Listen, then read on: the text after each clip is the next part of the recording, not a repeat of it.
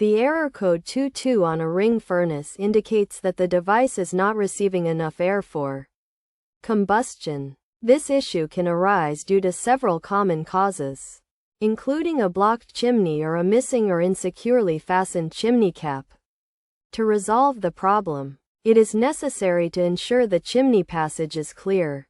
Start by verifying that the furnace is securely connected to the chimney. Then access the chimney from the outside and disconnect the outside vent. Next, inspect the chimney for any obstructions, checking both within the chimney and on the masonry walls of the house, and remove any materials that may be blocking it. Once the chimney is clear, reconnect the outside vent to its original position. Additionally, it is essential to check and secure the chimney cap, ensuring it is firmly attached.